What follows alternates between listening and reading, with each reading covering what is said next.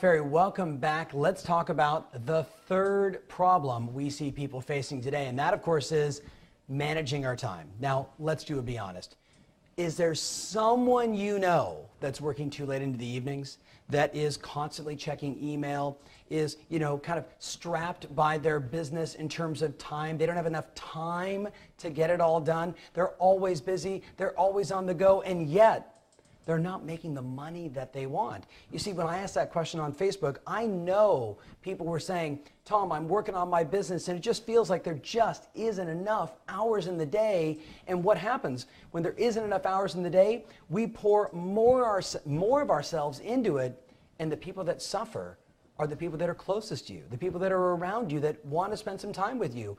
You suffer because you miss out on the joy and the happiness that's available. The reason you became an entrepreneur was not to work 24 hours a day, 7 days a week. It was to have control of your income and control of your time. Remember that decision? Remember, that's why you got into this game.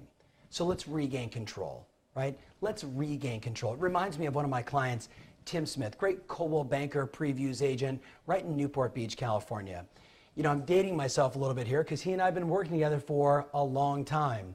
When we first started, he was struggling. He was at 18 transactions. The market was turning, and we knew there was a lot to do. We've already talked about the two biggest problems he faced, which was getting the right lead generation going and then following up.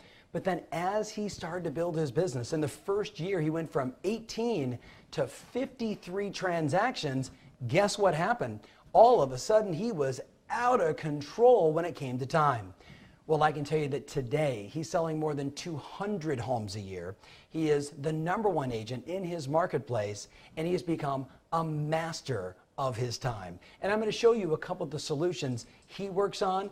But let me tell you, when I say master, here's what I mean. It means he's listing and selling at high volume. He's having fun, he's taking vacations, he's got a beautiful young baby boy and a magnificent wife of just 2 years. He's having it all, and that's what's available when you make the choice, when you switch from interested to committed and you solve the issue of time. So let's talk about some of the solutions Tim took on and what you should do as well. The first thing is, look at that stop sign. Stop trying to manage your time. It's impossible. You can't control 3 seconds. It doesn't work. The only thing we can control is what we do with the time that we have. We've all heard that old cliche, work expands to the time allotted. I had heard that so many times before, it started to drive me nuts. I started to look at my life and say, when is it that I have the most performance? When I get stuff done at a high level and am able to, produce the results that I want. And I started thinking about it. For me, it's almost always right before I went on vacation. You know that moment before you go on vacation when you're like, oh my goodness, I'm leaving in a couple days? And what do? You make up a list of everything you know you have to do to make sure that, when you go on vacation, everything is taken care of. Well, that one little aha is what all great rockstar agents do. They've created for themselves an activity list, a list of activities that would naturally and automatically lead them to their outcome, to their end results, to their goals, both personally and professionally. So I would challenge you to stop trying to manage time because it doesn't exist. You can't manage minutes, you can't manage hours, and you certainly can't manage seconds. What you can do is manage the activities that you're involved in on a daily or weekly basis that would naturally cause you to achieve your goals. So here's what you do. You create a checklist. Go on Excel and do, here's the actions, Sunday, Monday, Tuesday, Wednesday, Thursday, Friday, Saturday. There's the week. You list out, and I just listed out a few examples.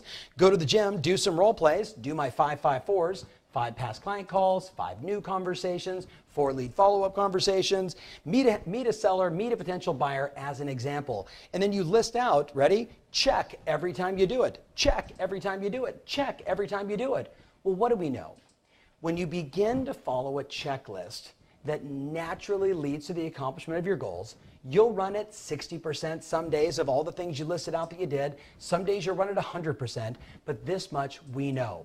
people that try and follow a schedule in real estate almost always suffer. You've heard that before, create a schedule, follow your schedule. But here's the challenge. You might be able to have a morning routine, a morning schedule, but the moment that phone rings and it's a buyer who says, hey, let's go look at that house, or you talk to a seller who said, I'm ready now, come talk to me about listing my property, what are you going to say? Sorry, my schedule says I'm supposed to be doing this right now. No, you're smart. You're going to drop everything, prepare, get organized, and race over there.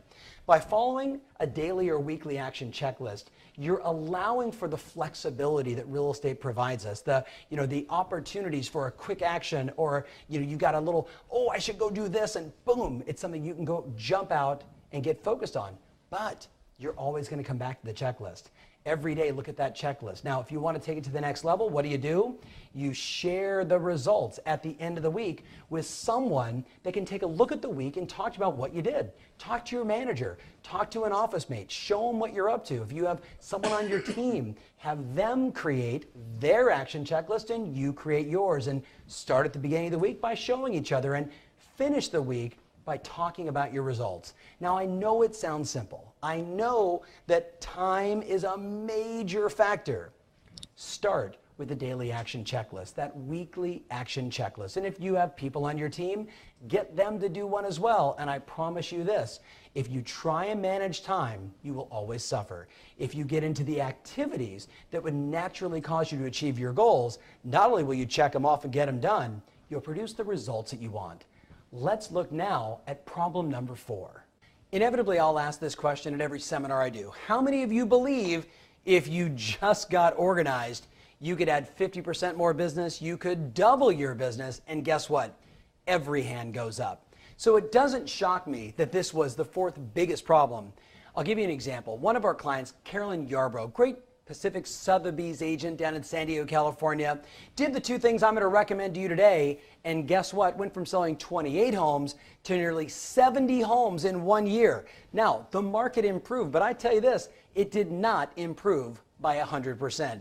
She got organized and stopped asking herself the one dreaded question that most agents are still asking, which is, where is my next transaction going to come from? Or worse, what should I do today?